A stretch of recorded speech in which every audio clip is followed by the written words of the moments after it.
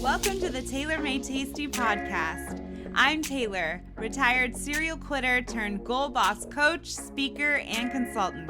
I believe a beautiful life starts with a beautiful mindset. Join me as we amplify confidence, resilience, and actionable tools on the road to quit quitting on you and your vision. You are worthy of your goals, so let's go get there.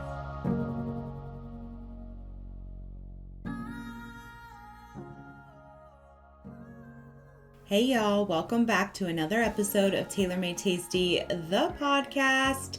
Today we talk about the other side of quitting. In my corner of the internet, we are retired serial quitters. Quitters who quit on most things, activities, hobbies, goals, and have quit on ourselves over and over. That is why I created this space to empower women to quit quitting.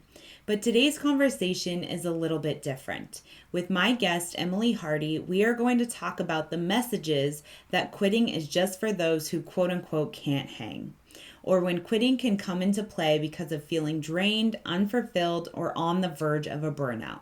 Shifting what can be perceived as quitting can be powerful in leading a fulfilled life. A little bit about our guest, Emily Hardy is a life coach who helps women overcome guilt, establish boundaries, and learn to prioritize themselves. With a bachelor's in communication studies and a master's in education, Emily uses her background to provide women with an insightful educational experience that allows them to reclaim their identities with confidence and self-compassion.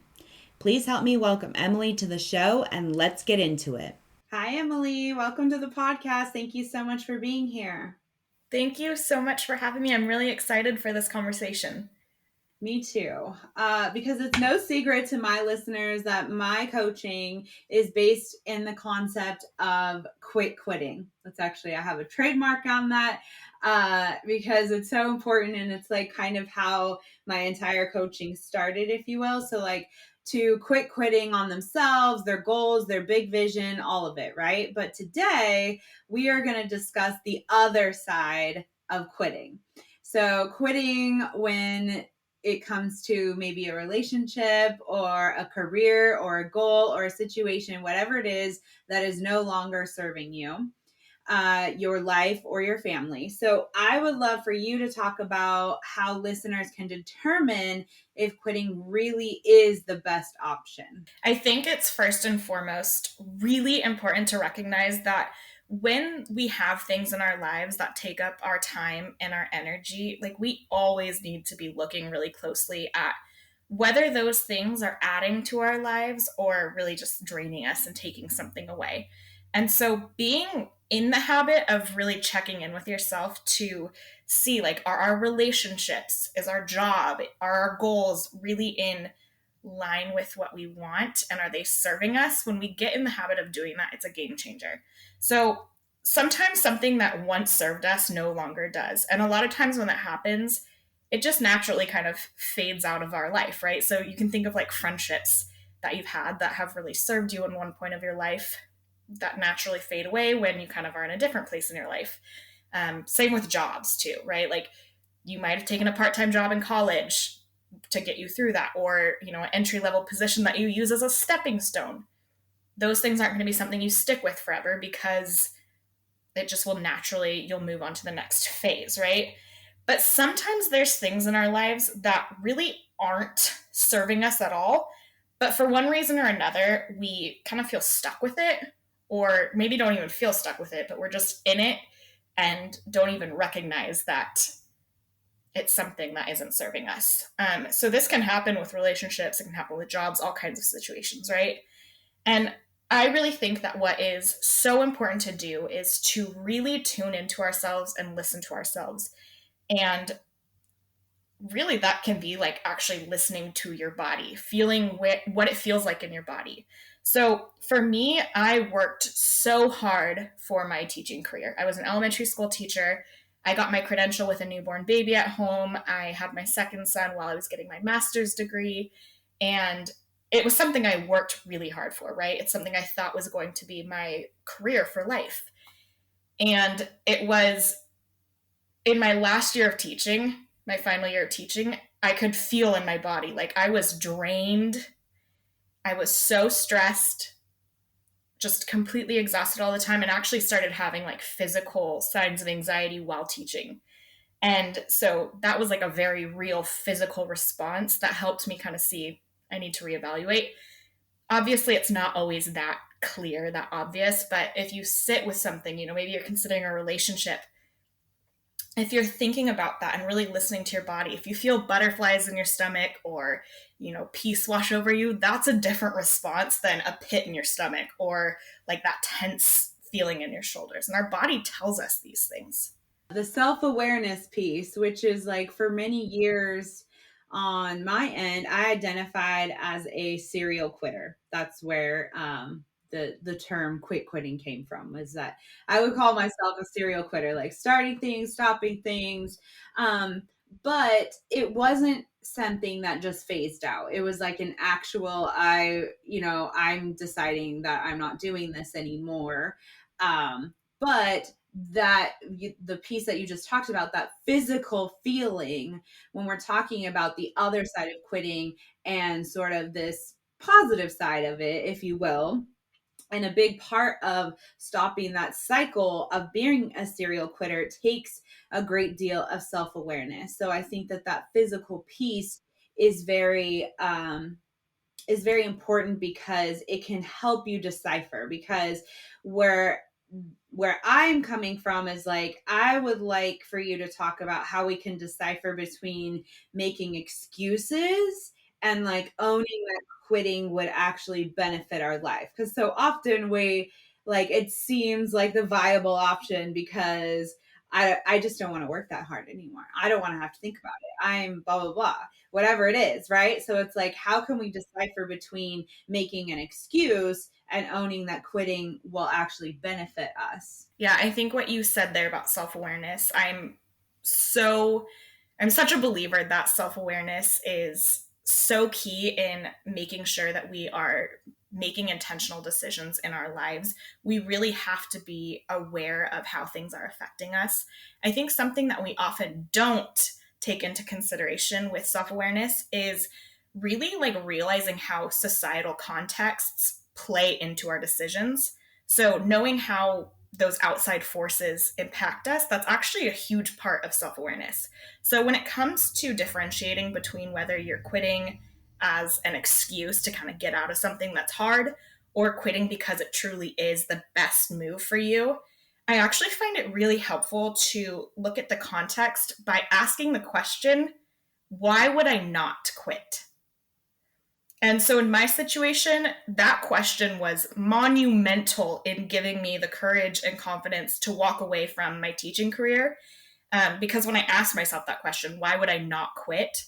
I realized that most of the reasons were other people's expectations, or what I thought that other people's expectations were. So I worried what others would think. I worried that my colleagues would think, oh, she can't hang.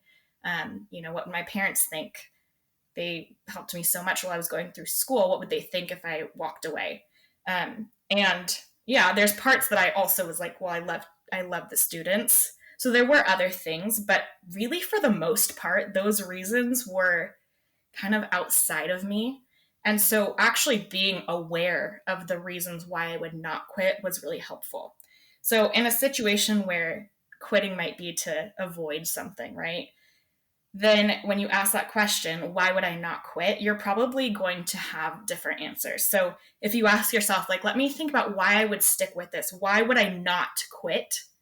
You may come back with answers like, I can do hard things and I am worth the challenge right now for the end result. Or, I'm part of a team and I made a commitment and I follow through with my commitments. That's important to me.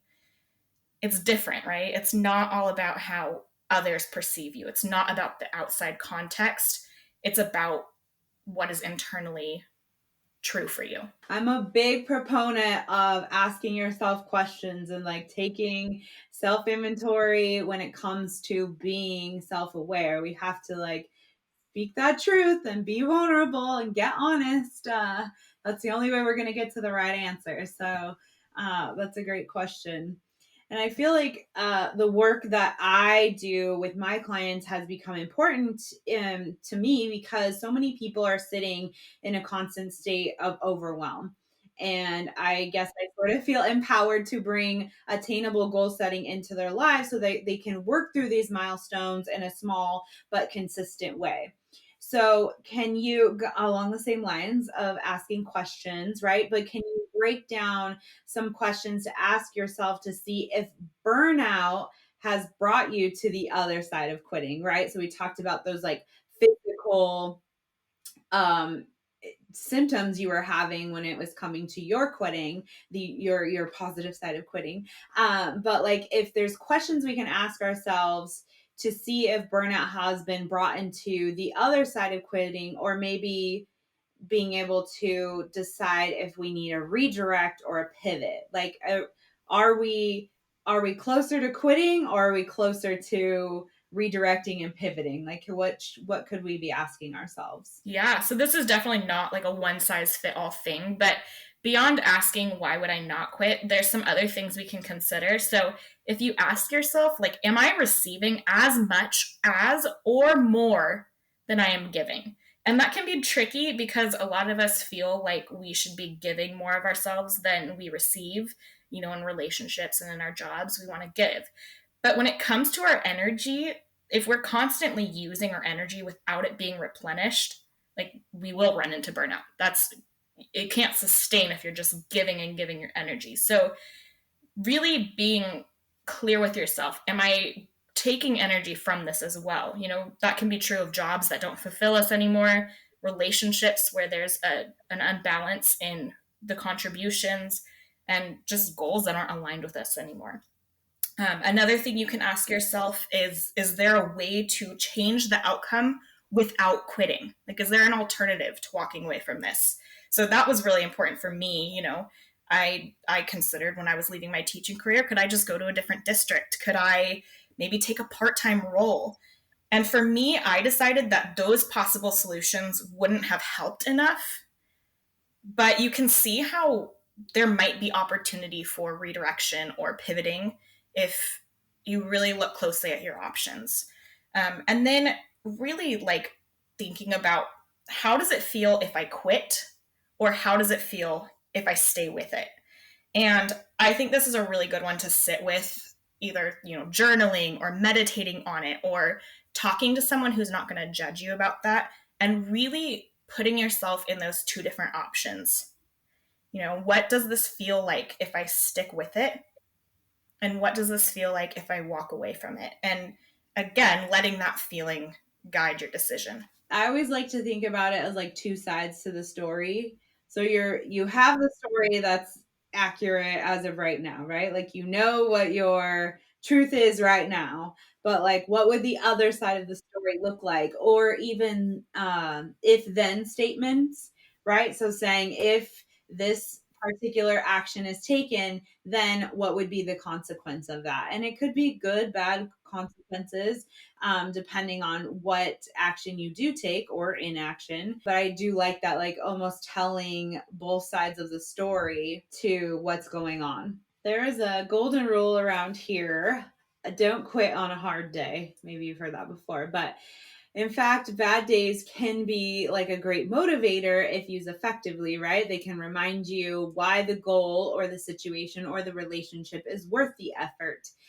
So I believe if quitting truly is the best option, that it will become clear even on good days.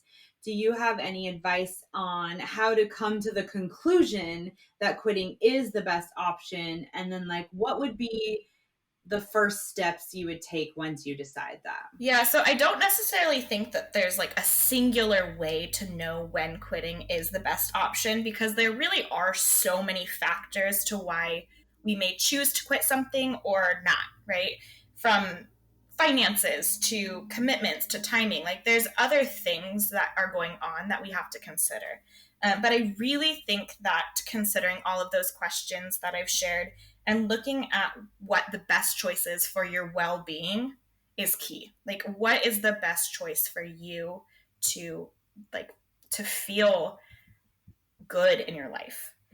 And if you do decide that it's time to call it quits, I do have some advice for kind of how to go about that. So I'd start by confiding in someone that you trust that is not going to respond with judgment. So maybe don't call up your mom or your coworker or your significant other if you think that they may respond with shock or judgment.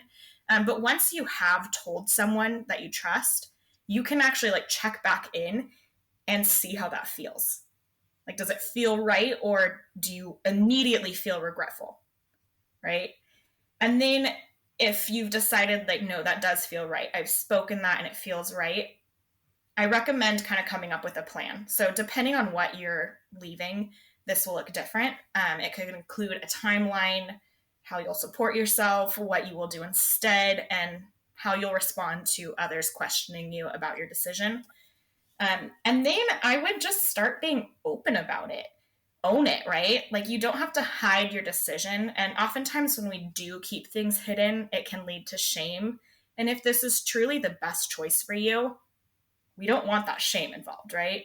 So you don't need to shout it from the rooftops or anything, but just doing your best not to keep it a secret is really important. I think there's so much value in speaking your truth, period, and like actually saying it out loud.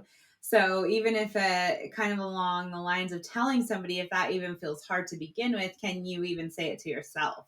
Like out loud. Yes, we have thousands of thoughts a day, right? And that quitting, the consideration of quitting a certain X, Y, and Z may come up in your thoughts multiple times a day, but have you ever said it out loud? So I really like that one. I mean, talking to somebody you trust, but also like, can you just say it to yourself? Absolutely. Closer to the end of the episode, I like to take all the information that we've given today because it's like, it can be overwhelming, right? It's like, especially if you're talking about a subject as deep as this, we're talking about, the other side of quitting. Is that a positive thing for you? I like to wrap it in a pretty little bow and give them a gift to walk away with of like, as to not overwhelm, if you were to recommend one simple action today towards knowing, this doesn't even mean an action towards you actually quitting, but the action towards knowing if quitting is the positive decision, what would you say to that? I really think for anyone, whether you are considering walking away from something in your life or not, I completely recommend adding in time in your daily or weekly routine to self reflect. So, practicing that self awareness regularly is so vital when it comes to making sure that we're living in a way that is truly aligned with the life we desire. And when we get in the habit of doing that consistently, we can better trust our judgment and really be able to answer the questions that I've shared, because we're coming from a place of deeply knowing ourselves. So that can be through journaling. I really love journaling because it's pretty easy to do. You don't have to have a lot with you. But it could even be just sitting with yourself in silence and setting aside a chunk of time to do that regularly, and checking in, like, how do you feel? Asking yourself, are there things in my life I would like to change? Are there things that aren't serving me? Just getting in the habit of really reflecting and taking the time to get to know yourself in that way. Yes, such a beautiful act, definitely. Okay, so I would love for you to share about your business or how listeners can connect with you. Like, give us all the good Emily stuff. Yes, well, I love connecting. So, come find me. But I am a multi-passionate person. I have two businesses, which is really exciting. I am a motherhood coach. So I work with moms to reclaim their identities and free themselves from really the societal pressures of motherhood with confidence and self-compassion. And really, a lot of that work is where I do help them evaluate what is serving them and what's not, and then helping them kind of create that vision and move towards it with that self-awareness, that new awareness of what they want and what is aligned. And I also have a podcast supporting moms that is really deeply connected to that work. So you can connect with me on Instagram at Honestly Emily Rose. And then I actually just started an instructional design business where I'm actually using a lot of the expertise from my education background, and I help online course creators. So that's pretty cool, because even though I did walk away from my career in public education, I actually am still implementing that passion that I do have for education, just in a different way. So I do that at Her Course Design, and you can find me on Instagram with that as well. And I love connecting again, so never hesitate to send me a DM and, start a little conversation. Fabulous. Well, thank you so much for your time and your expertise today, talking all about the other side of quitting. I'm glad we didn't get into it, because I'm all about the quitting. But I thought that this was such a good other side conversation of the positive side of it, because there are opportunities for that. And we need to know when things are serving us and when they're not. Thank you again for coming on the podcast. Thank you so much for having me. I love what you were doing with your message and think it's really important. All right, y'all, it is time for the quote of the episode. This quote is from Tim Fargo. Who you are tomorrow begins with what you do today. Take that into your week, your month, maybe even your year, and whether you decide to quit because something isn't serving you, or you decide to eliminate your excuses and quit quitting on yourself, what you do today is a step towards future thriving you. As always, thank you for being here. Thank you for being in my community. I'm so glad you showed up today, and let's go get there. Look at you, crushing it.